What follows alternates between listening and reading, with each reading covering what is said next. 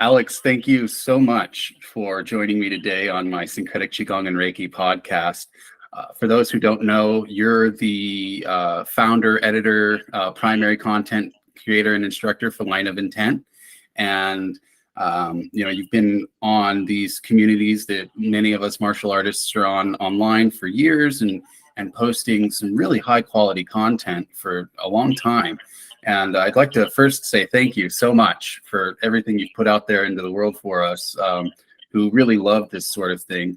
And I just wanted to give you some time and space to talk about the excellent material that you've been developing and putting out. And just wanted to say thank you again as a distance student. Thank you, Matt. Thank you very much for inviting me. It's great to put a face to the conversations we've had for some time. So thank you. Yeah. Yes. You've been very generous with your time via email, and I really appreciate everything you're putting out there. Gosh, where to start? So you have a few 12-week programs that have been coming out recently, and I've been fortunate enough to participate in a couple of those. So we've done the Buddhist nagong, and we've done the Qing era Tai Chi Chuan, and you also have a shiatsu course. Is that correct? Yeah, the traditional medicine and longevity skills. That's the official title. Okay. And it's based mainly around the Japanese acupuncture and shiatsu. The problem is that I can't teach acupuncture. Obviously, it's a very, you can't teach that in 12 weeks. So what I'm suggesting people use for the treatment is, it sounds a little bit odd, but we can also use a sesame seed for treating the, in acupuncture, we have basically two possibilities with the channels. They can be deficient of energy or excessive. And this is a really important topic for example, if you have a bad shoulder, and like a chronically bad shoulder, and you go to say a sports masseur, and you have a massage, and then you feel relief, right? You feel very comfortable, and that's so nice.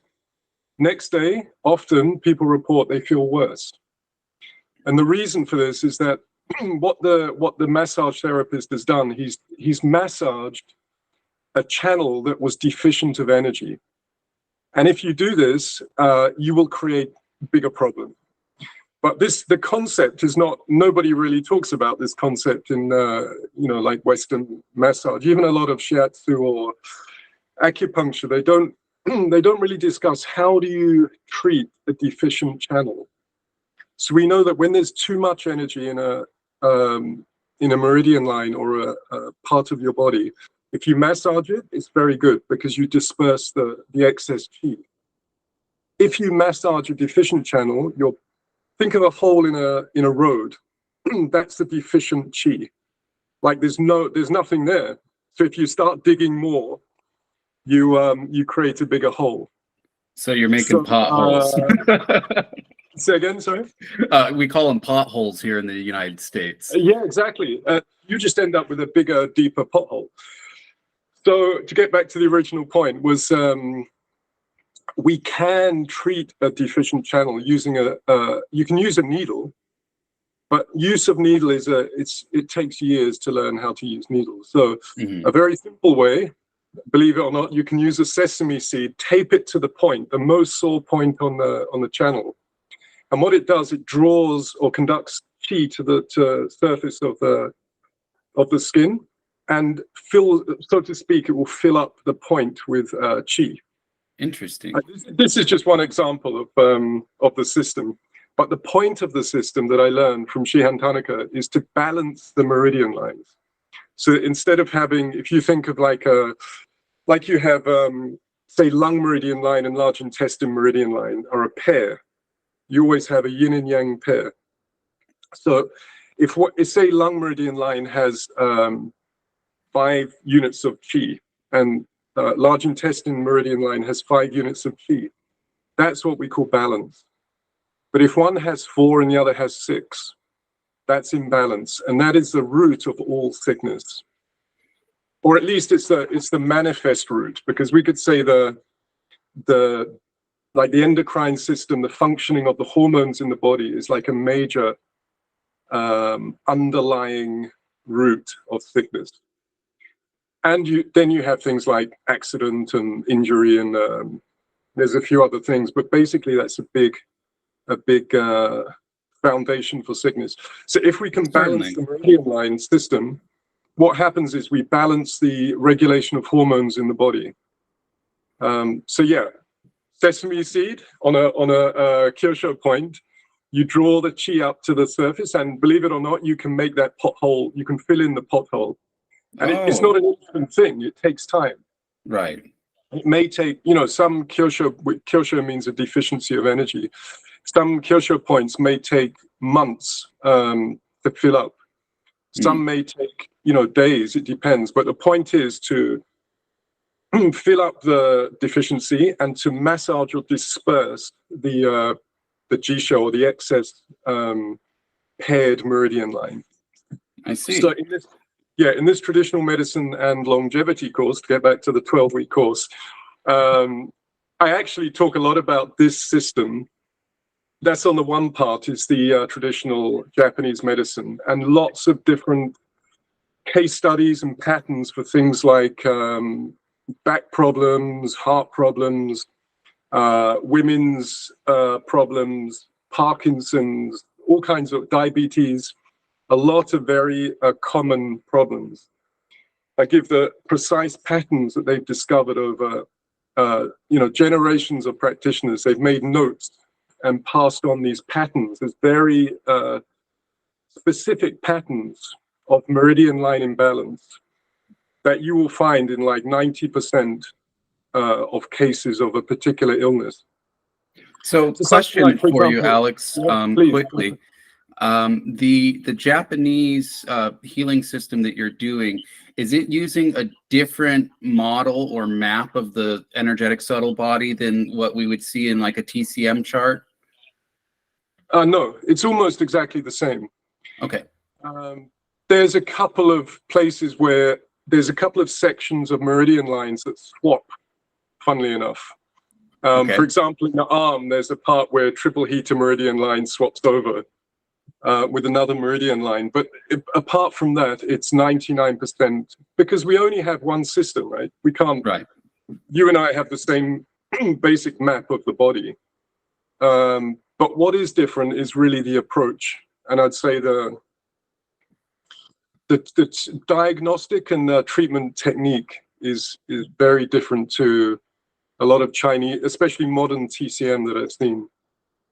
So for example, we use palpation diagnosis. We touch and feel to diagnose rather than pulse diagnosis or tongue diagnosis. And that's an older method, isn't it? The palpation diagnosis, because if you look at some of the Chinese medicine classics, they're literally talking about palpation diagnosis along the length of the channel, just checking out the whole channel, seeing where the energy is deficient and not. The points were not quite as focused on in the past. It was more channel flow, correct? I heard that maybe like 1,000 years ago or more, the palpation diagnosis was maybe the standard method. And then a few hundred years ago, it went to Japan, and then got, as the Japanese do, they evolve, upgrade, and refine things. Yeah, and it becomes something slightly different, slightly new, but based on the ancient Chinese thing. And apparently in China, there's a couple of people that still practice, but it's almost died out. But for me, one thing, I don't like using needles. I just don't like using needles, and a lot of people don't like getting treated with needles. So what we use in Shihan Tanaka's method is tiny pins. I don't know if you've seen the auricular pins. Yes. That some TCM people use. They're like 0.3 millimeter. And the good thing about these, you can leave them in for a few days. You can tape them on, leave them in, so you're having a constant acupuncture rebalancing. Okay. In the course, obviously, I don't suggest people do this because you have to learn how to use them, and it's a safety issue, right? But sesame seed, particularly for like points around the torso, right? That can be very dangerous if you're needling yourself in the torso or somebody else. Yeah, many points, exactly. Or, you know, over arteries or things like that. But I mean, 0.3 millimeters is tiny, but still, you have to learn how to use them. So, but a good way to use is use sesame seed and then massage, a lot of massage. On this course, I'm teaching like how to massage your fingers and toes, the meridian lines. Mm. Yeah. And then the And other side, because that's just one part of the course. The other side is right. Qigong, nagong, the practices for what can we do for ourselves instead of you know, waiting for a therapist. How can we actually practice longevity? What is the root of longevity? Are It's not these being treated. I mean, from treatment is martial like arts? Or yeah, is this from hsing-i, Bagua, Shaolin. So I've gathered a few different sets that I think are, one, simple enough that you don't have to boggle your mind to practice them, and you can remember them. I don't know if you've seen the 9 circles that I was teaching. yes, yes, that's really a great Very set. simple. Yes. Very simple, but it's wonderful. And even doesn't matter you're young or old or sitting in a wheelchair, you can still practice to some extent. And it really does balance your blood and your qi in your whole body. So yeah, there's sets from Xing-i, Bagua, Shaolin, because we say that the treatment from an acupuncturist is the second line of medicine. First line is look after yourself at all costs. If you can, manage your own health.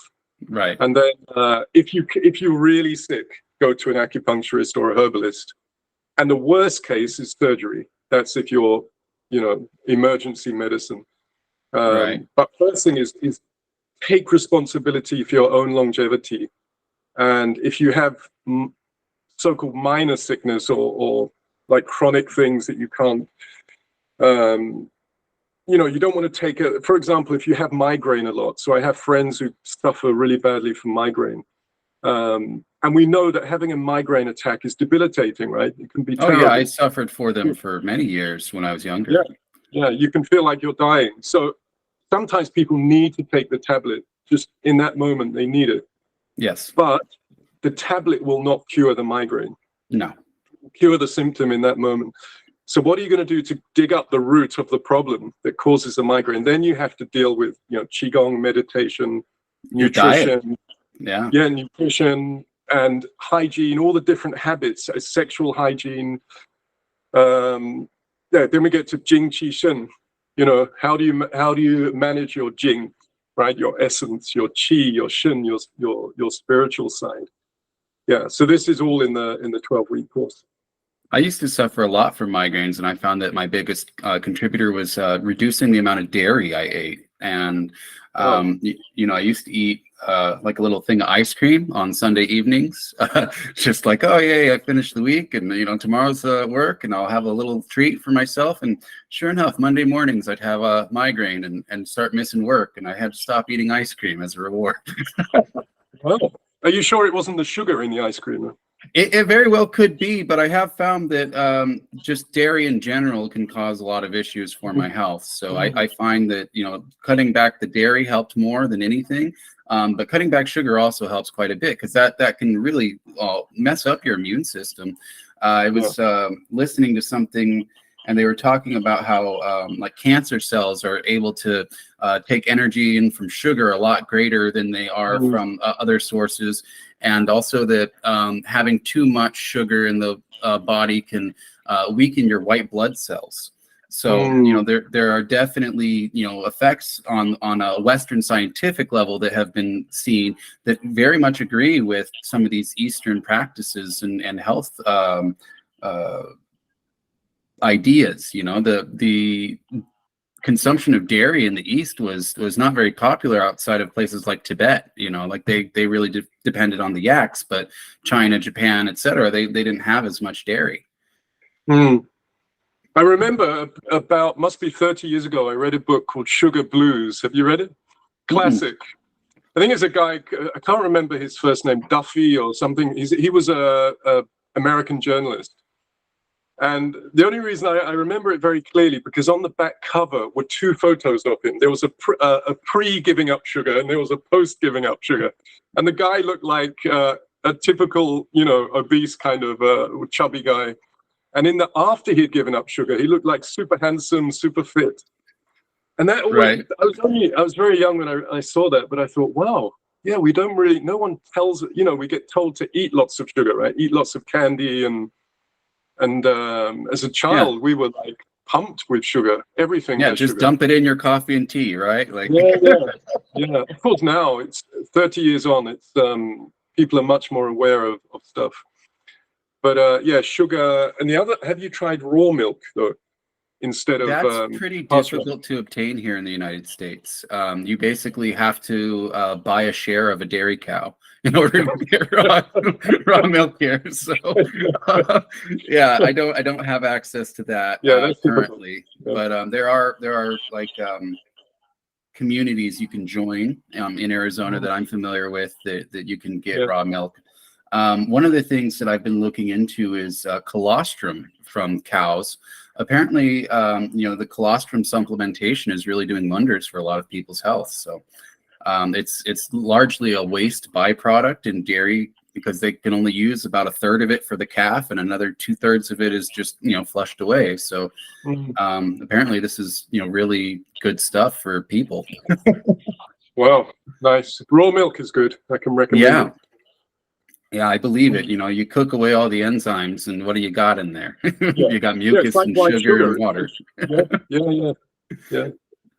So, I did want to touch base on the Buddhist Nagong course. That is an amazing course. You go through a few different aspects of Buddhism. You provide some of the basics of Theravada with the mudra, mantra, mandala training. You provide some of the basics of Mahayana with the 6-syllable mantra training.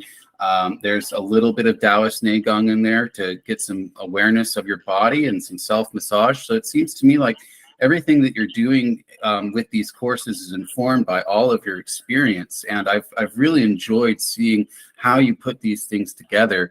If you wanted to talk a little bit about some of your Buddhist teachers, I really enjoyed the origin story of the Tianlong Wei temple and his sudden enlightenment with the snake and that sort of thing. Yeah.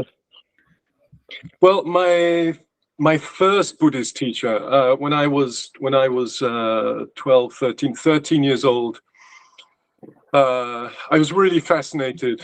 I'd read the Wiley translation of The Journey to the West, so the Monkey King story. Was it Shioji in Chinese? Yeah, Shuoji, yeah. And later I discovered that this book is actually a codified form of instruction manual for esoteric practitioners. So it's a huge book. I mean, is it Arthur Waley, or that translation was a tiny part of it. But anyway, every chapter has like the stories of like the battles between the mystics and different things. They are codified forms of instruction for alchemical practice or esoteric practice. I love that aspect. Yeah. I didn't realize this. I just love the mythology and I was like a small child. I was bullied. I was very shy. I was having a miserable life. And then I was reading about the tales of the Buddha suffering and coming to enlightenment and so on. And then how it combined with martial arts. There seemed to be this extremely strong connection between Eastern martial arts and Buddhism. And then there was Taoism, but I was never really interested in Taoism. I was interested in, for some reason, in Buddhism. So I went to London. I went to this Thai Buddhist temple. And then I met, just by chance, it was a one-day seminar in meditation. So I did a day meditation with this old monk. He was like a 70-year-old Thai, from Thailand monk. So that was my very first introduction from a real teacher. And he was lovely. He was like a typical smiling, happy, beaming old monk. And at the end of it, it was very strange. At the end of the day, there was probably 20 people on the course. And he come up to me. I was a small child. He come up to me and he gave me a big statue of Guancha Yin, Avalokiteshvara, a bodhisattva, who's actually a Mahayanan form of a bodhisattva. And it was beautiful green marble. And so I was like, wow. And then he explained, oh, this is actually from Chinese tradition, but I'd like you to have it because he or she represents compassion. Mhm. And then a funny story, many years later, I was sharing a house with people, and I come home one day and somebody, I didn't realize, but it was a candle. Well, I knew later, but I didn't realize at the time. Somebody had lit the top and it melted, which was a great lesson when I come home. I was really like devastated to lose this, this symbolic thing. But anyway, so from there, I met my Shaolin teacher, and he practiced Zen, Chan Buddhism. So I studied with him. Then I went to Hong Kong. I was 16, Taiwan. And then I met my first real Bagua teacher, who Tian Longwei, Master Shun Yuan. And that was And now that's the Sun Lutang tradition, is that correct? Sun Lutang tradition. And then he introduced me to esoteric Buddhism. So Tian Longwei is, as you know from the history, it's the founder studied Theravada initially because he lived like in the hill tribe, a part of Yunnan and near to Burma, Right. or that Southeast Asian side. So that he had primordial tea garden. Yeah, he had the Theravadan basic, and then he studied Chan, but he still couldn't Zen Buddhism in China, but he still couldn't awaken. So he then met the esoteric, Lama practitioners, and then he had this experience that I think I mentioned in the tape, where there was a snake crawled into his robes, and the eagle comes down and saves, or we don't know, saves him, or what happened. But anyway, that maybe it just got lunch. Yeah, but that provoked this huge awakening in this practitioner. So the Tianlong way has the core of it that I learned is really Zen, is Chan practice. We did a lot of practice with simple koan, so-called Guang'an or koan. But then there's all these mantra, mudra, mandala practice to help. My teacher said they're like people who can't walk properly or ride a bike properly. You get crutches or you get stabilizers on the bike, right? But eventually, that's not for your life. You just want to throw them away and you want to walk or cycle. Right. So these kind of mantra, mudra, mandala, they're just helpful aids at the time. Not things to get caught up on, because a lot of people get caught up on the magic and the mystical. I did for a long time, especially when you start to feel how powerful it is to combine the three things, especially with breath work as well. It's powerful, right? You feel yes. You can do things, and but then you get sidetracked. The point is, realize, who are we? Who am I? If I can realize this true deathless nature, that's it. I don't need the crutches to help me along anymore. But my teacher and the sentinel aspect is something I wanted to bring up, because there's a lot of contextless mindfulness practices out there, and so without like the sentinel and sila, the moral code, like how does this actually like filter into your life other than just your sensual perception, right? So that's something that I really enjoyed the aspect of, coming from like a non-denominational mindfulness training background, like unified mindfulness from Shinzen Young, where he removes all of the Buddhist terminology and such and strictly works on the awareness. The sentinel was a new aspect for me. And I really felt like that was something that kind of accelerated certain things for myself. If there's anything you would like to talk about that, I find that in Buddhism we keep seeing these guru or lama scandals, that sort of thing, and so I feel like this is a very important subject. Okay, before I go on to that, I'll just very briefly finish the second half of the question about teachers. So, there was my Shaolin teacher, Shun Yuan, my Bagua teacher. And then in Taiwan, I lived with Chen Yun-san, my Tai Chi Chuan and Bagua hsing-i teacher. But he was very much from the Tibetan tradition. But he seemed to know all the monks in Taiwan, like the Mahayana, all the Tibetan Rinpoches. So through him, I got to meet like Bhutanese, Rinpoches and some of those teachers. But I never personally felt comfortable with the Tibetan tradition. It seemed too exotic. It seemed to be, if he was born into it, it would make a lot of sense. And, over like 30, 40 years, I've met a lot of Westerners who have studied it.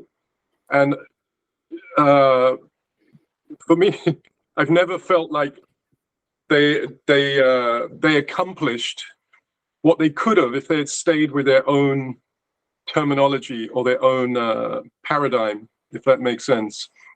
That it's easy to get lost in the exotica and the, all the stuff, because there's a lot of stuff in it. At least with Zen, you have a simplicity, and they already stripped away 99% of that stuff, right? Right.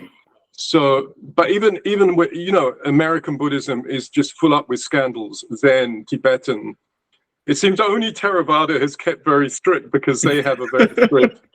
Well, you're either a monk teacher or you're you're not a monk. Yeah. Anyway, that's another subject. But then after Master Chen, so I lived with him for some years.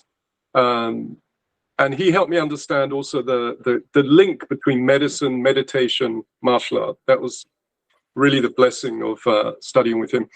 And then finally, about 7-8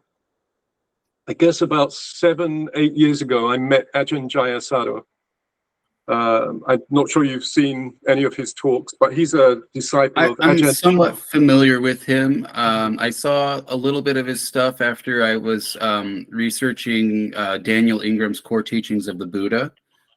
He did the Thai forest tradition on a number of retreats, so I did a little bit of research, but I'm not as familiar. So if you would please enlighten me, I'd really appreciate it. I'm not as familiar with the Theravada stuff as I am with Vajrayana.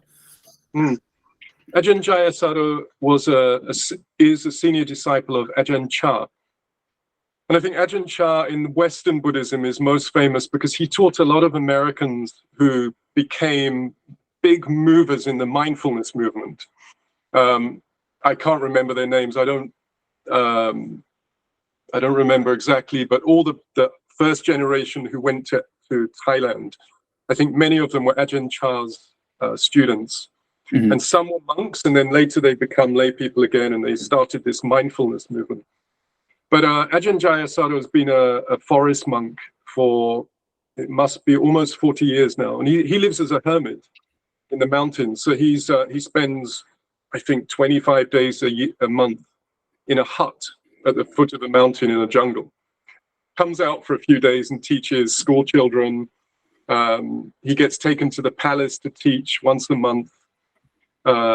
He's an amazing teacher because he's like an Englishman who just decided when he met Ajahn Chah, I've never met anybody who seems so normal. That's what he says about meeting Ajahn Chah. This is the first person I've met who seems normal. Everyone else seems not normal. And then he lived with Ajahn Chah for many years, and now he's a senior teacher in the Thai forest tradition. But one thing about the Ajahn Chah's tradition, the monks who stay in that tradition, they keep very strong ethics.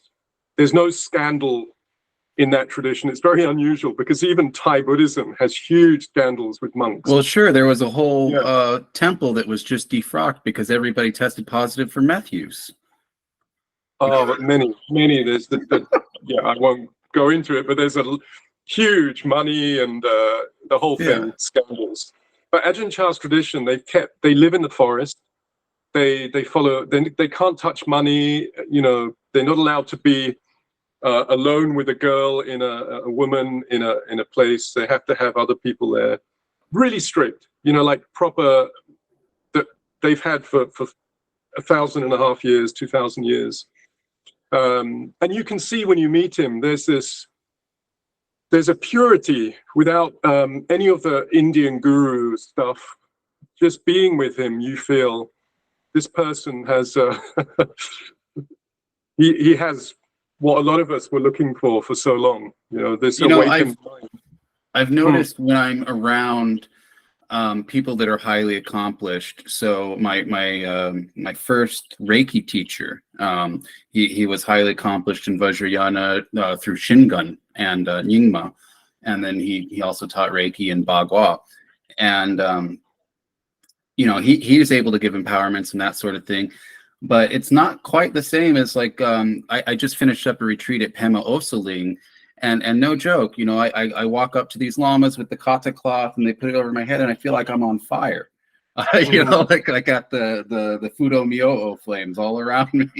And it's one of those things. There's like a slight difference between some of these traditions. And I found that when I meet lamas, this happens every time. And so a few years ago, about 3 or 4 years ago, I was at the grocery store of all places, and I'm checking out, and I was like, oh, my energy is going crazy. What's up? And I look a few registers over, and there's a lama in robes, everything, and he's checking out while I'm checking out, and I look at him, and he looks at me, and my fiance is standing right next to me, and she felt it too, just huge energy blasts, and he comes up and says to me, "It's good to see you again." And I've never met this man in my life. Wow. And so that's why I am in the Vajrayana thing, is because this guy came up to me and he recognized me as a reincarnation of somebody that he knew. He didn't tell me who. It's just like, it's good to see you again. So what am I doing, right? The connections that we have are very mysterious sometimes. Yeah. I think what I got mostly from studying with Ajahn Jayasaro, and he comes over to Cambridge once or twice a year, so I just spend a couple of days with him. He gave me a standard. It was 30 years plus I'd been practicing, and I never felt anyone I met I wanted to take as a teacher, a spiritual teacher. Most of them were martial artists as well, so it was a bit different. But with him, I felt trust. There was a standard, an unshakable standard, like the ethics, the quality of his mind, the stability of his mind, his ability to teach, to explain. Buddhism can be very, very analytical and technical. Especially a lot of negative teachings, right? This is not that. This is not like this. This is not. Right? Even the suttas and the analysis of it. But he manages to teach extremely simply, and using metaphor, using stories, and always at the end of it, it comes down to take away a practice, live according to the morality. Very, very simple, but within that simplicity is enough for a whole life. So, yeah, he's a great teacher. Very simply. That's amazing. Somebody I can trust. I love the Tibetan tradition. I met some great people there, but it was just, for me, it was too much Tibetan stuff. And what I wanted was just the core. Right. How do we're going to die. This is the thing. This is what it comes down to. This body is going to die, right? Everyone we know is going to leave us, or will die first and leave them. There's this sadness that comes along with love, right? Right. You're eventually going to lose that person. Yeah, really. The more we love people, the more sadness there is. So this is the bewilderment of, why are we given this life? Why are we given these people to love? And we have to leave them. It's almost like the worst possible gift you could get given, right? Like goodbye. Yeah, and that's why people are bewildered with life. It's not surprising. However, the Buddha's teaching is extremely clear about the problem.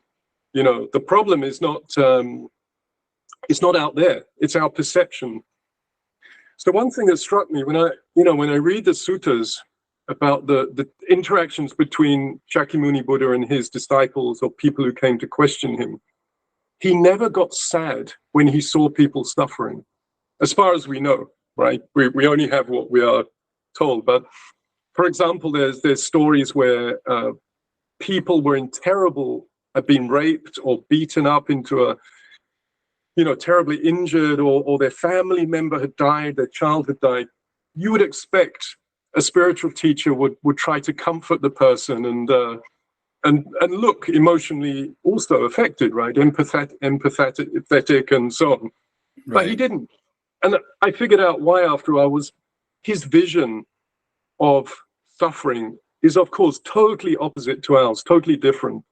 First, he could see the causes and the conditions, the causes that gave rise to that result. So in a technical sense, you could see, well, it couldn't be any other way. And also he could see where people were taking rebirths. There were stories where he would, a distraught husband would lose his wife, and the Buddha would know exactly where his wife had been reborn. There's many teaching stories like this. So imagine having that kind of ability, that the cause of previous suffering, and the result, where you are going to go and where people are going to go. That's the only way you can really help people in the real sense of helping people. Like you're getting married, you have family. We want to help the people around us. We have to pay the bills. We have to protect them physically. We want to heal them if they're sick. Yes, we want to do that. But even then, they will die. We will die. So I always come back to this: how can I genuinely help people overcome that deepest problem? Just that thing. And the only answer is, I have to discover the deathless. It's not about some, what I can do. Yeah, that's just practical stuff. But if I can wake up to what is deathless, and I'll understand what is deathless in you, what's deathless in my family. Like, there's many stories in many traditions of Buddhism where the enlightened master could help the person even after death, or even help consciousness transfer into a pure land or to some other realm, that sort of thing, right? Or you was my wife 7 years ago, not you, but whoever it was, 7 lifetimes ago, and you come back to me in this life as my friend or something. But I can see that, and I know our karmic, interactions before. So I can help you in the deepest possible way. There's many stories like this. So I'm interested more in this reality. Can I really accomplish this in order to overcome this sadness and this bewilderment? That is really the core of what I'm interested in. And then all the other stuff is secondary, important, but secondary. And so I really agree with you on that aspect of it. It's very difficult to get into something like the Tibetan Vajrayana traditions, because there's all of these like opaque cultural norms and standards of behavior within the Sangha. That it's not like they give you a roll sheet when you come to a retreat, and you're just kind of expected to know some things. Maybe somebody senior will give you a hint, like, hey, you want to go buy that cloth over there and present it to the lamas, but you don't know when you show up. Like there's all this stuff, and it can be too thick for a lot of people to penetrate through that to actually get to something that benefits their life.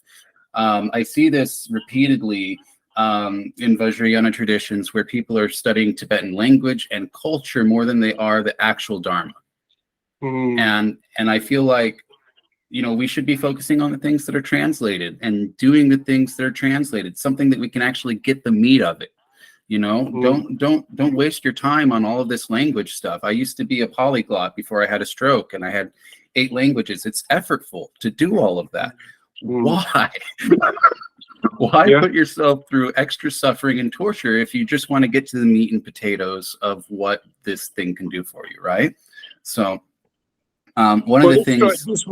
This is a really important point, Matt, because I think now, after all 40 years of practice, right, everything's become extremely simple.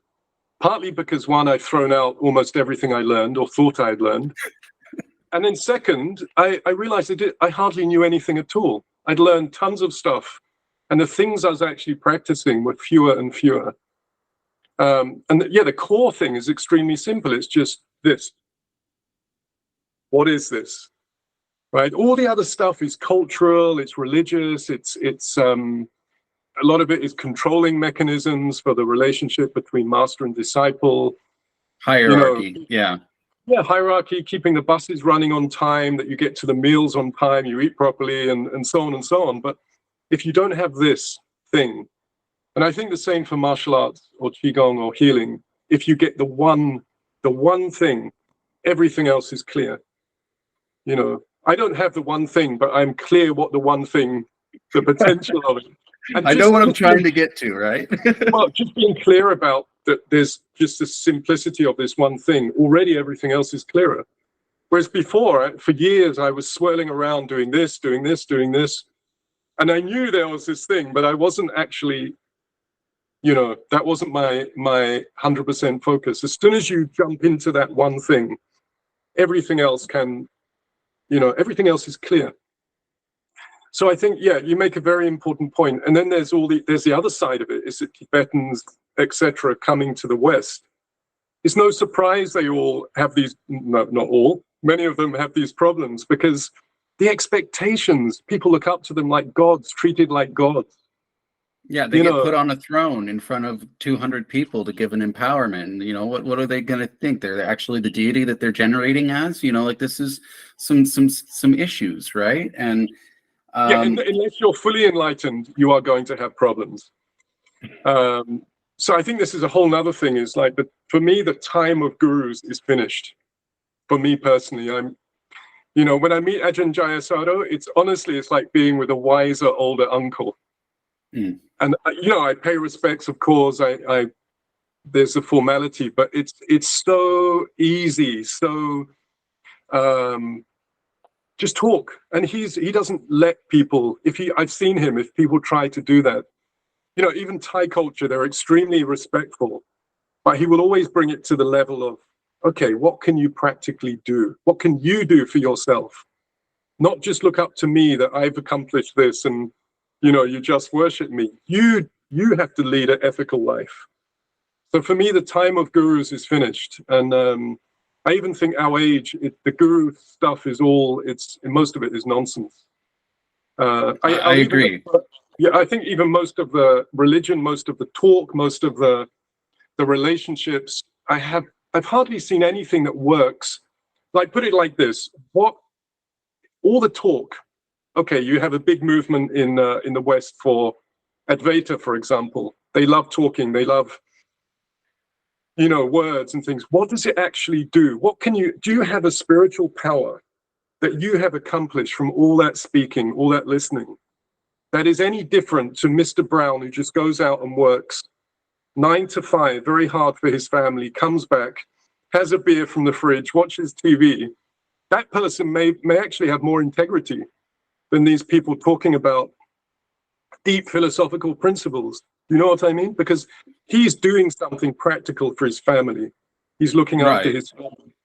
So I always now come back to, what is practical? What have I actually changed in my body or my perspective that is practical? And this is extremely important.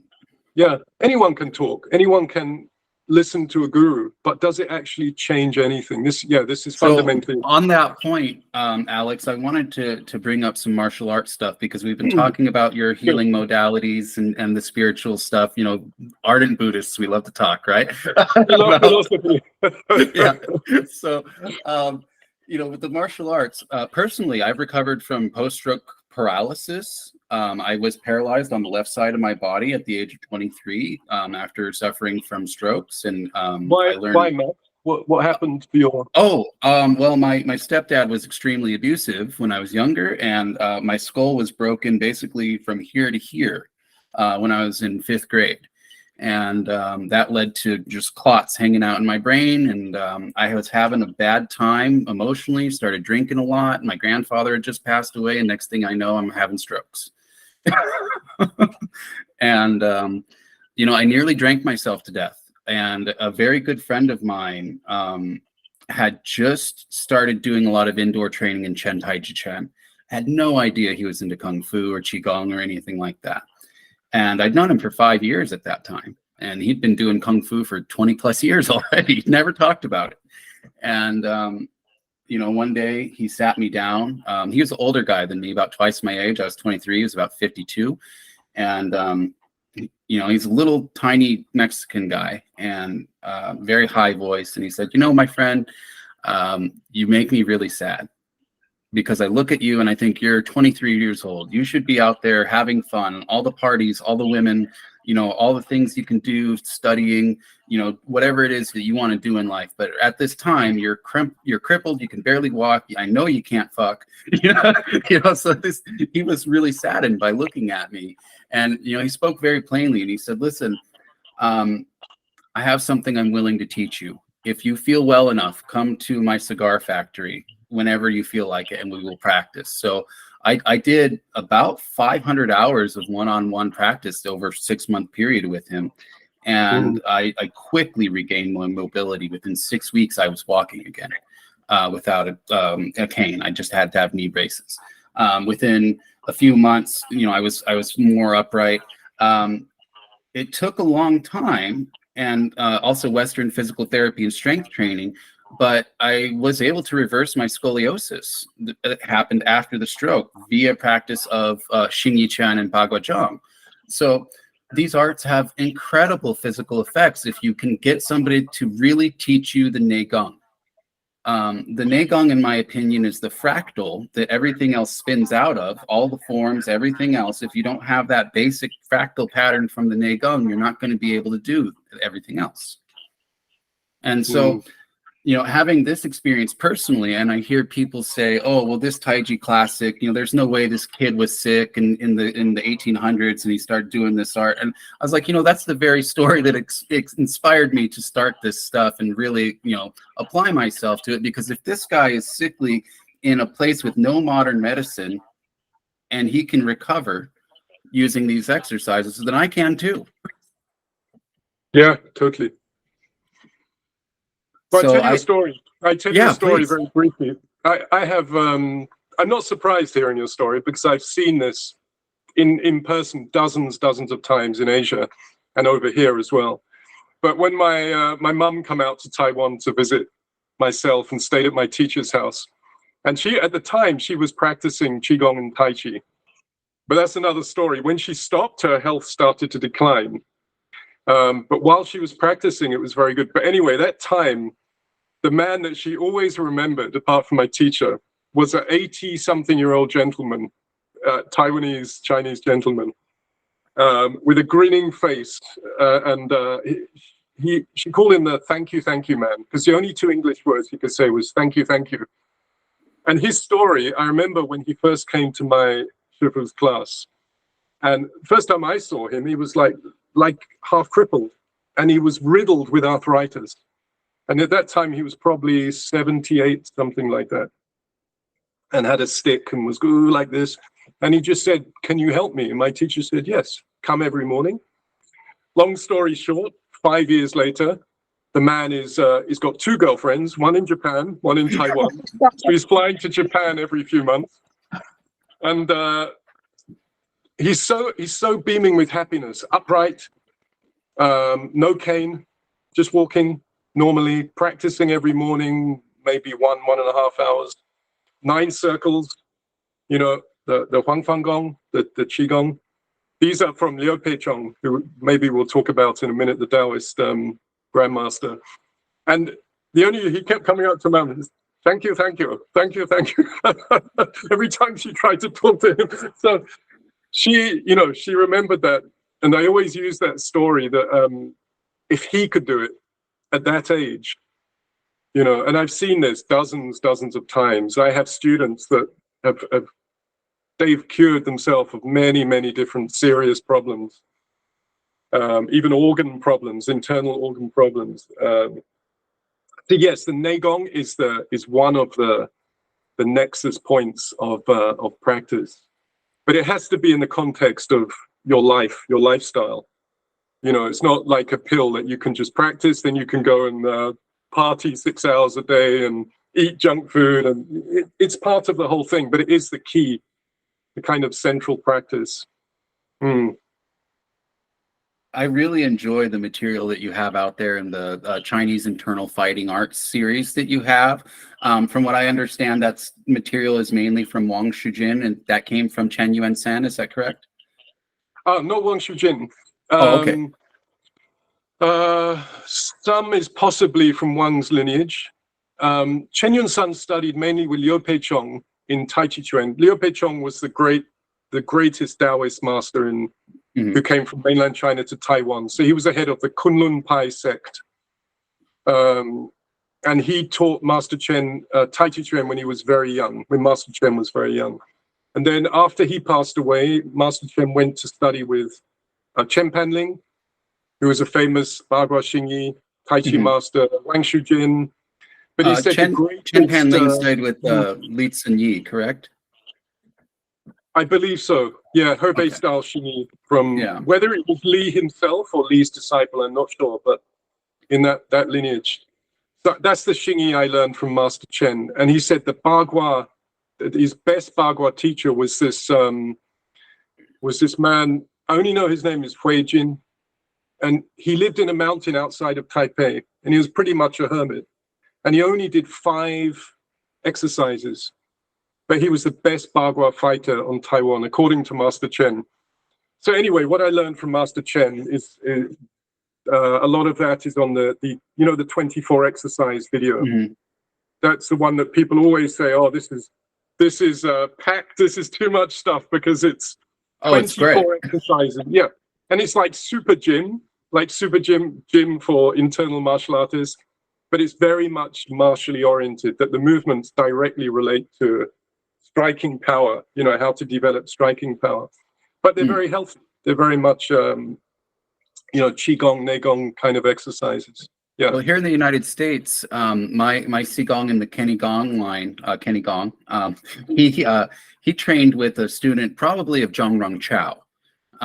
So we have the Zhong Jiaodong influence primarily in what we do here locally for the Hsing-i and the Bagua. So when I looked at the Chinese internal fighting arts nagong set you have there, it's like a huge expansion pack. It's probably about 5 times as many exercises as we got. We had 5 primary nagong exercises, and they were really good. They still are. But some of the stuff that you show in that series is kind of taking the stuff that I was shown in person and like, here's another aspect to it. Here's how you move a little bit with it. Here's how you take this other exercise and this exercise and put them together. So I'm really grateful for the foundation that I got for some of this material in person. But the stuff that you have is like such an expansion. And it's really old school. I can tell that this is not something that is properly transmitted in many schools. It's tough. It's super tough exercise. The funny thing is that many people buy that video and then they write to me and say, I'm having a big problem with this stuff. I say, what's up? And I know what they're going to say. And they say, I'm trying to do all 24 every day. And I just, it's taking me like 6 hours. And I forgot to mention on the video, this isn't meant to be done, as I'm showing it on the video. Right. You can do 1 or 2 a day, that's fine. And I normally recommend people take a 30-day period and do a couple of exercises, maybe even 3 exercises for 30 days, because that's an hour's work, isn't it, really? Easily. Yeah, and then you can, over the course of 2 years, you can complete the whole set. People always say this. I'm finding I'm missing work, and my wife's getting upset because I'm an hour over my training schedule, and so these are just even one of them, like the Wuji posture, the 100 breaths.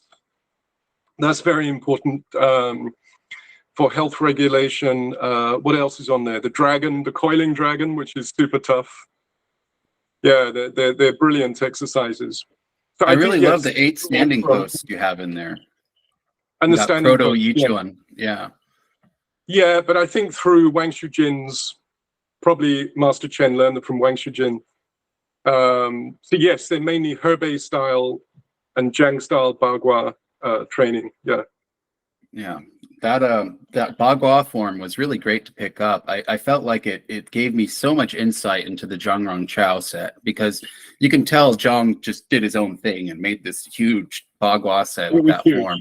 Yeah, it was huge. A mixture of many arts. Yeah, and so seeing the Wang Shijin flavor of that was very informative, and I'm very much looking forward to your new book that you just released. The was it the Ming On and Wajin martial transformation? Funny you mention it, but I have a copy. I'm very reluctant to plug my own things, but since you ask, and I just got it, I picked up some from the printer today. Wonderful. So I don't know if have you read this one, Matt? Yes, I did read that one. It's great. Yeah. This was the first in the series. It's going to be a long series, but this is basically based on Song family hsing-i Quan. Okay. And really deep, like it's the classics explained, and not photographically, but explained. What does it mean that what these very obscure classics are talking about? So this is Nagong for martial power, and then the second one, which I've just released, is very small. It's only 108 pages. But it's super concentrated. So this one I include a lot of the a lot of the exercises that you talk about in the video, like the dragon uncoils its body and so on. But also it's mainly about the 3 stages of power. So we have the obvious, hidden, and transformed power. This is the classical hsing-i Quan progression. It's a huge topic, so I've tried to condense it into a small book. And a number of arts seem to kind of jack this 3-stage model that hsing-i has and just kind of like run with it. Like, oh, well, our art, we focus on Wajin and we focus on Onjin over there. And, obviously hsing-i is Mingjin. And I'm like, you probably haven't trained hsing-i that deeply if you think it's just Mingjin. Well, there's a reason for that, is that, like I said in there, it's just the logical explanation for maturing and evolving in martial arts. Even Aikido, karate, they should go through these 3 stages if they have enough sincerity and practice time. I think you will reach, it may not be what Tai Chi people say is Huajin, but for their art, it will be transformed power. Like you look at a great I don't know, like a great karateka like Kanazawa, for example. And they said about Kanazawa, you look at him and it's still Shotokan. He did Tai Chi Chuan, of course, in a very funny way, right? In a very interesting, let's say, way. But his level, people said that as he got older, his level of the way he fought was totally different to when he was, younger. It was the big Shotokan type thing. And as he got older, he could sense much more. That's just an example of moving from obvious power, becomes more hidden. Your opponent can't work out what's quite happening, to transformed, which is totally like, wow. What was that? I just don't know what's going on, but it really does work. So do you know what I mean? It's not just limited to hsing-i Quan. It's just that the Hebei hsing-i Quan people, they made very deep classics about the different stages. Yeah, I really enjoy hsing-i Quan. I feel like anybody who really wants to learn internal power should focus on hsing-i Quan for a while. I don't think that Taiju is the most approachable art from the beginning, but that's just my opinion. I love hsing-i. What can I say? Yeah, no, it's true. People say Tai Chi Chuan begins from Huajin, which is true, but it's not true, because you still need the basic training. That's what people miss. You need to have, strong rooted legs. You need to have a connected sinews and tendons in your body. And you're not going to get that just from floppy training, from soft. So I don't know if you've seen the Tai Chi Chuan course. I can't remember how many courses you've been on, but you've been on a few. Oh gosh, yeah, a lot of them now. I am in the Qing era Tai Chi Chuan course. I think I'm on week 8 because I got it a little bit later than the course cohort. Okay. Well, please remind me if you're late of any. But I have them all downloaded. Thank you. I'm just going through them. Yeah. I don't know if you've seen the part where I'm talking about the bamboo bows. So you have 5 bows. Your arms, your legs, your torso are like bows. I don't know if you've reached that part yet. I don't think I did reach that part, but I have read similar things online. So if you'd enlighten us, I'd be glad to listen. Okay, so it's a difference between just moving. Okay, like you're moving. They say one part moves, every part moves, but you're moving as if your body is like water, for example. So many people say, "Oh, Tai Chi Chuan is like water." For me, the water stage is much later. The Mingjing stage of Tai Chi is your limbs and your body is like bows, like a bow and arrow. Right. Meaning you have an elastic, tensile, integrity or strength without stiffness. A bow, if it's stiff, it will snap. Right. If it's floppy, if it's made of marshmallow, it's not a bow, right? Well, So our body is made like that with the bones and the tendons and stuff. Like we have this tensegrity thing going on here, like an archer. Yeah. So Tai Chi Chuan wants to follow that natural ability in the body and develop it. So the more okay, I'll give you an example. Have you seen in karate and Southern Shaolin systems, they do sanchin kata, right? Yeah, the bridges, the 3 bridges. Right? Yeah. And the original way of doing sanchin is very soft, but not floppy soft. Yeah. Soft so that even Wing Chun, originally your arms are like bows, right? Well, Wing Chun comes from White Crane, so No, exactly, the original one.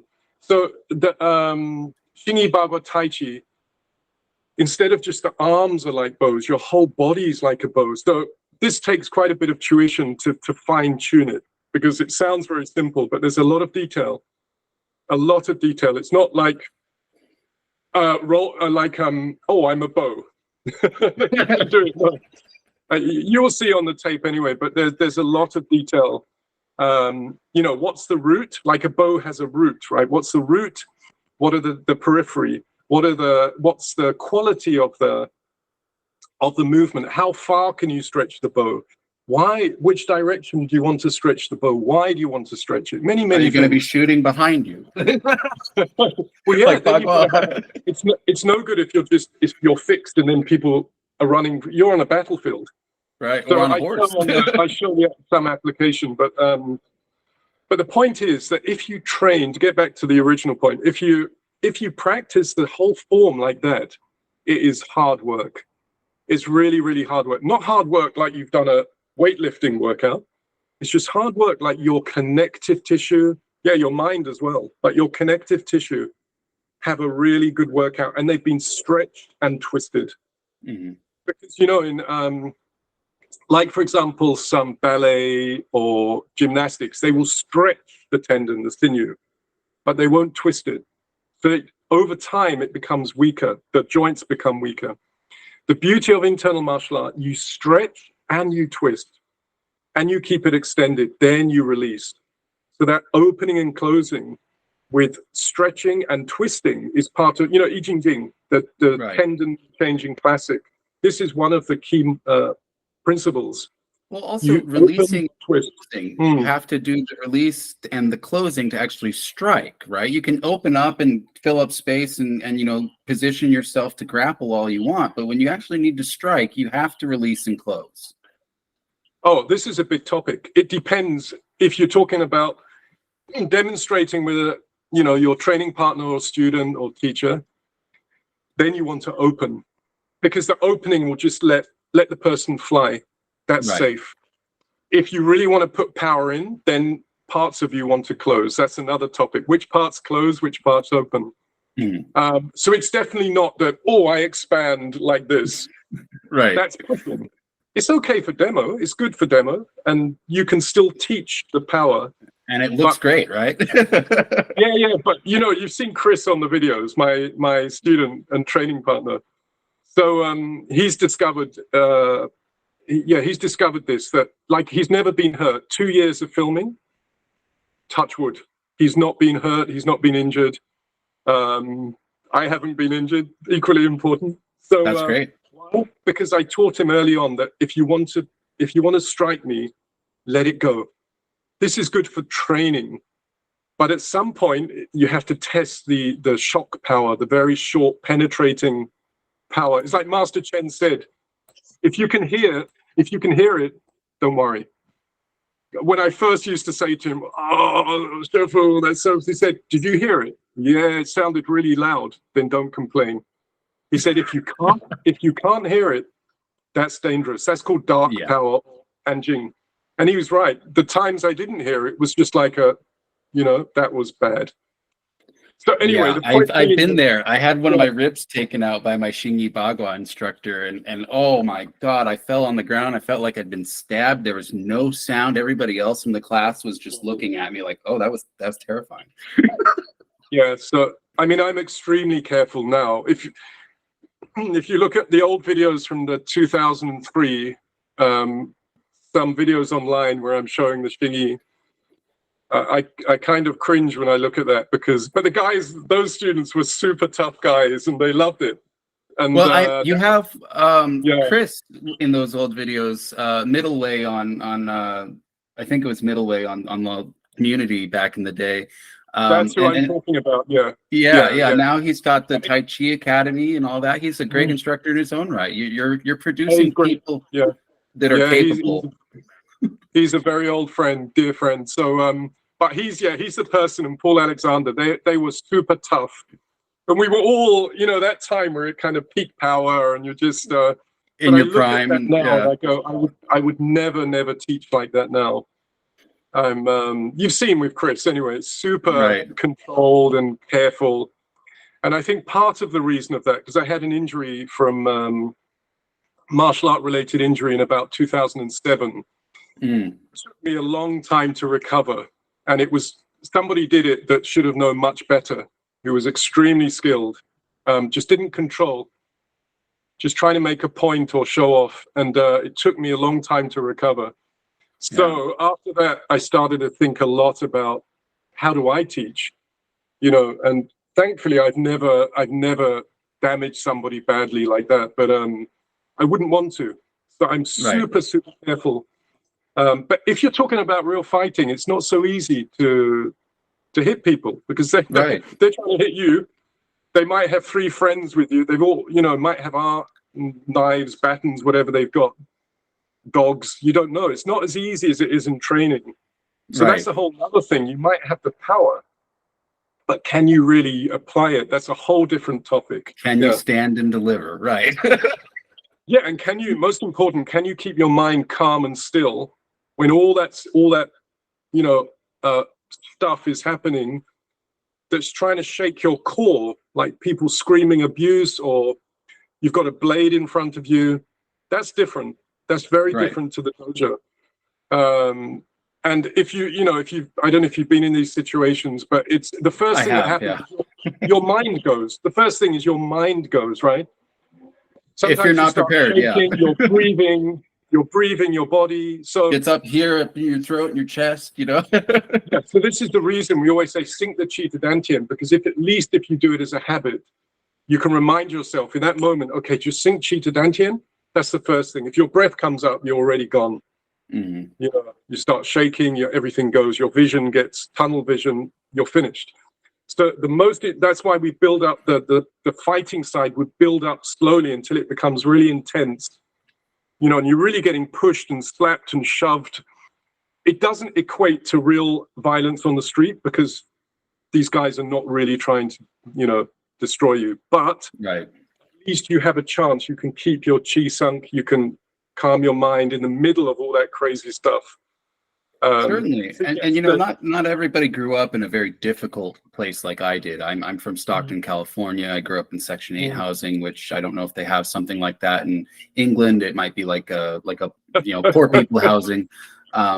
But they call it council estate. Yeah. So Stockton, California, a lot of people aren't familiar with it. It's only 300,000 people, but there was a time in the 1990s where it was the murder capital of the world.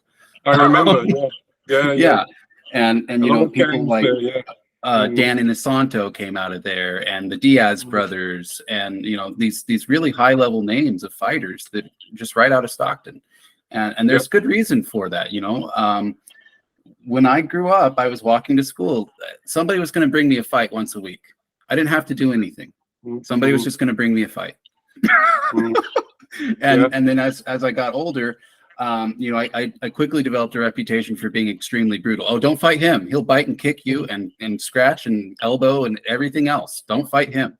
He will screw you up.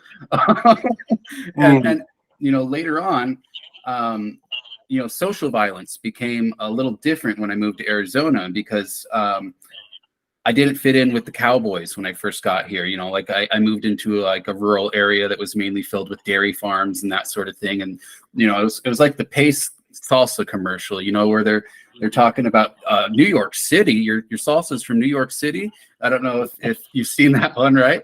But, I was sitting in class one day, and this girl was talking about her horse and how she trained it up, and I'm like, I've never even ridden a horse. And the whole class, never been on a horse. So I was obviously the urban kid in the rural high school, and That's funny. the football players thought because they were bigger than me they could pick on me, right? But little did they know my best friend was also a martial artist and came from New York. So we're two computer nerds. He's skinny and tall, and I'm short and fat, and we're just talking about metal music and computers. And this football player shoves me into a locker, and I'm like, okay, well, Robert's going to take care of this guy for me. You just kicked him across the room. and That's funny. Very different sort of standard of capability with violence.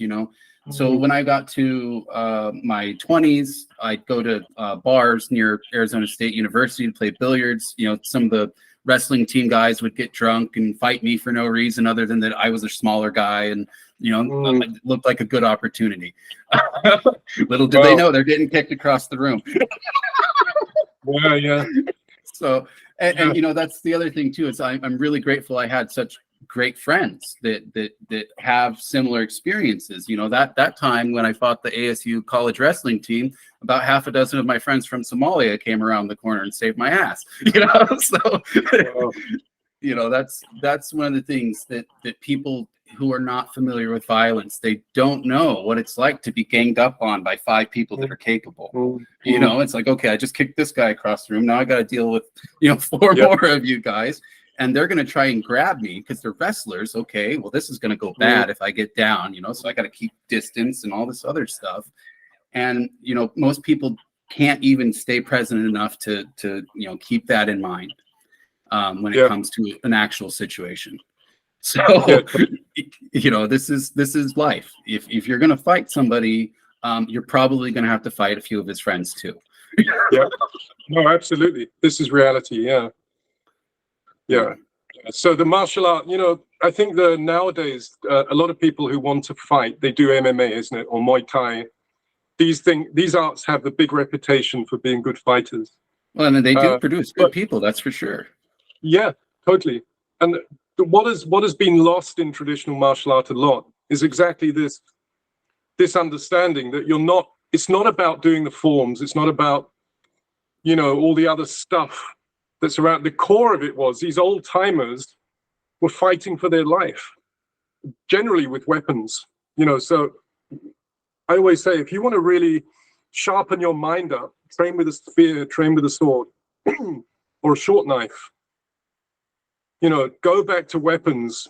And of course, it's stupid to practice empty hand against weapon. It just doesn't work. Right. It's like a guy who's had, a guy who's had a week of swimming lessons, and you throw him in the water at Dover and say, swim to France. Right? There's a small chance he will survive. Right. But generally, no, probably not. That's how it is, empty hand against knife.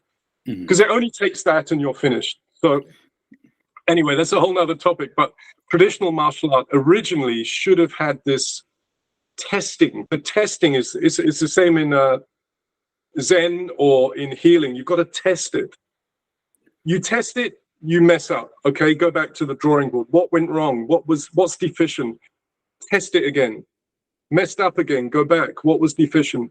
Oh, I haven't got that quality, that skill, that ability. So for me, this nowadays a testing thing, and to come back to what I said earlier about the spiritual, how do you actually know if it's real or just babble? Is that the only place to test it is your everyday life. And One of my teachers, he many years ago, he walked in my front room, and there was a picture of a famous spiritual teacher there, and he just said, I would respect him much more if he was married. And it's the concept is very wonderful. It's very profound. It's like the only place to know if your practice is working is with the people that rub you up, right? Not saying your wife, just generally family, your boss, the people that know exactly which button to push. Yeah, it's very easy to be calm around people that you don't care about. So the point being, the testing spiritual life, you test through the spiritual understanding, you test through everyday life, and especially death. So that is one thing where these tie together, right? One of my teachers, I was listening to a lecture, and he was talking about, your awareness. If you will truly hone it, you can use that in your martial art. You can have a greater time to react to something. So you might have 8 beats, and that guy has 1. With your awareness, if you can dilate that, if you can make that bigger. So that is one way to test it, is spear training, knife training, sword training, etc. How do you test your spirituality? Martial arts. Yeah, totally. I mean, you think about these old timers, the samurais or the old military guys in China. Think about the reality of going into battle. I mean, it's not just the fact that your life is on the line, but if you die, they're going to come for your family. They're next, right? You've got the whole village, the responsibility. So there's all of that existential pressure. Do you know what I mean? So that is the reality of what gave birth to these systems. So if we can keep alive a little bit of that spirit and that testing, of course, we're not going to battle every day, but there are many little tests, many little battles. Like your battle, having stroke, that was a major, major battle, life or death struggle, right? Right, and you don't get a reward for it other than you can walk again, right? And you survive. So, you either survive the battle or you die. That is the reality. So you better be prepared either way to do the best you can in the battle, or if you have to die, then die the best possible way you can. So what does that mean? That's a whole nother kind of training. On the tape, I talk about this on the Nagong course about preparing for death, right? Yes. So and it can be sudden. And I was actually just listening to this the other day as I was driving back from the Buddhist retreat center on Saturday afternoon. You were talking about how death can be sudden. You can prepare for it if it's like a long thing like cancer, but we never know exactly when it's coming. And I found it particularly apt that I was listening to you talk about that subject, because I was driving along a highway where a landslide had taken away half the road. So I had to go very, very slow. And, I was like, yeah, this could be it right here. Could have this road come out underneath me any moment as I go. Absolutely. I mean, you're very interesting that the stroke is the biggest example of sudden. You didn't die, but normally sudden death, often sudden death. Oh, like my father died like that. My father was a writer, and he had a very simple life. He would drink coffee, smoke cigarettes, and write. That was my dad's life, and he died doing exactly that. But he died. The doctor said he died instantly. So, and he had been sick for some time. But the point being that can come at any moment. 1 minute he was writing, and literally the next minute he just dong. And in some ways, you might think that's a better way to go than a linger. I've seen other people linger for weeks in terrible pain. Yes, I have too. One of my aunties. That's an awful way. We could think that's an awful way to die, but that is also their experience. That is their test. That's their struggle that they will learn from and hopefully become more enlightened. Because suffering, I mean, I've been through the suffering of sickness, that kind of pain you have as well. If you survive it, you get stronger, you get clearer, and you get more determined to clean up your mind, because we know this is coming from things we've done before, from previous actions, seeds we planted before. Nothing is by chance. There's no victims, you know, however horrible it sounds. You was not a victim. I wasn't a victim. You know, there's no victims. We created all of this. We don't know when or where. It could be countless lifetimes before. You know, and in this lifetime, it looks horrible. It looks like there's a, you know, of course that person is extremely ill-intentioned and malicious to do those things. That's horrible. That's their karma they're creating, heavy karma. But from our side, what did we do to be in that role at that time? Right. So after going through those experiences and surviving it, we can say, well, now I'm going to clean up my mind so that I don't have those seeds for future suffering, because this sucks. Right. Let's plant some better seeds, right? Let's get some good stuff. Yeah. Plant good seeds and eradicate all of the, you know, the weeds and the thorns, because suffering sucks. It's horrible. Unless, of course, you know, there's a thorny crop you really like, you know. Yeah, but then maybe it's good. Like the master on, you know, on the marathon monk who said he didn't clean the weeds around the temple because he realized they had a right to live. But weeds are different. Okay, maybe that's a bad example, but poisonous things, you know, Certainly. that create Danger.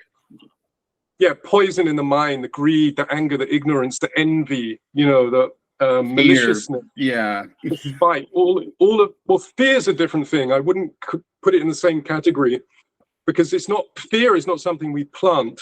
It's like a manifestation of our understanding or lack of understanding. But things like envy, maliciousness, we are purposefully planting those things. Like if we have a moment and I feel like saying something malicious, there's a moment I can choose not to. Right, that's what the sentinel is. The sentinel is looking down from the tower, going, okay, he's a bandit. Should I let him? Oh, too late. he's in the car. Too late. Right? You see that? You know, I'm about to say something malicious because I know that person was very bad, and right, but I choose not to. I shut the gate, and then I just see it. Oh, okay, it passes. So I didn't create the seeds for future suffering. So can we be so attentive to every little thing that comes up in the mind? You know, this is not easy. No, it's like trying to catch dandelions that were caught by the wind, right? Like, how are you going to get every single little, you know, it's not going to happen. Well, it's cultivation. This is called cultivation. This is what we are practicing for. And Ajahn Jayasaro said to me that until we are fully enlightened arahants or Buddhas, we are all in training. And I really like this. We are in training. That's what the Buddha Dharma is. It's a method of education and training. And only when we are fully awakened, enlightened, and purified, you know, of all those karmic seeds, then we have no more training. So, you know, it's great to be in training. At least we are on the path. We are training. Well, you know, in Vajrayana Buddhism, you typically have some sort of purification practice prior to doing any sort of deity work, that sort of thing. So it totally makes sense that this is one of the primary goals of this practice, because it's almost universal across Buddhism that you're trying to purify yourself of the negative seeds and plant the good seeds. And you know what those good seeds are is pretty simple. We can just look at the Eightfold Path, right? Yeah. So yes, very simple. Alex, I just looked at the time and we've gone a bit over than what you originally intended. Is there anything that you would like to touch base on before we sign off? I don't want to take too much more of your evening here.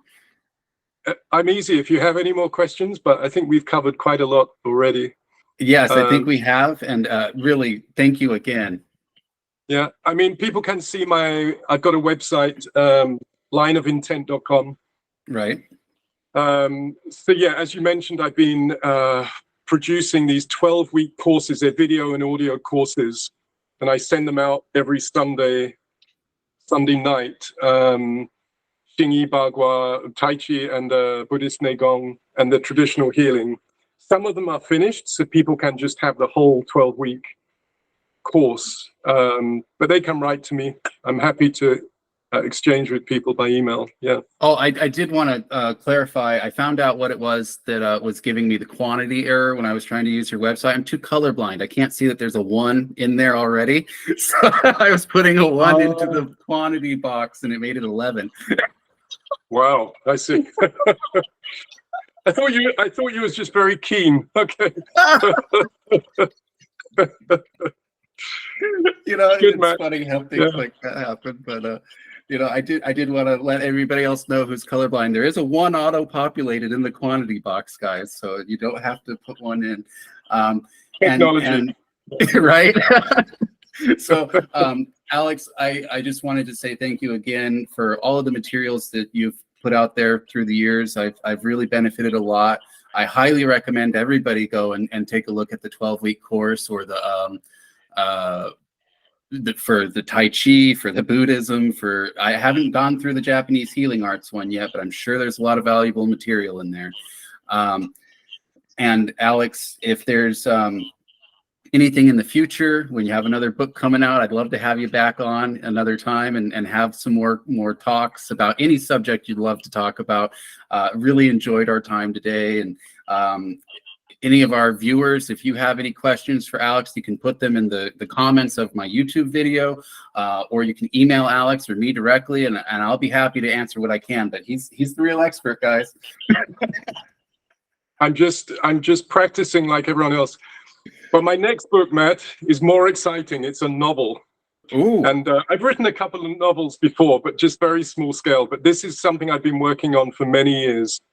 And it's set in old Japan. I'll just put it like that. And lots of martial art and Zen and mystical stuff. So I'm very excited. It should be ready in a few weeks. So would that be considered like a cultivation novel? It's a novel fantasy, kind of historical fantasy, right. But lots of martial cultivation details, really, okay. You know, the juicy stuff, but put in a way right. that mainstream people, instead of just selling a few dozen or 100 books, I plan to have you a best-selling book. Well, I think it'll probably be well deserved. But, you never know. You never know. I'm an ardent fiction reader, so I'd love to take a look at it once it's published. I'll definitely buy it, like I do most everything else you put out. Yeah. Thank you for your support, man, and all the best. Thank you again, and have a great night. Keep healthy and strong. you. Yeah. All right. Take care. Bye-bye.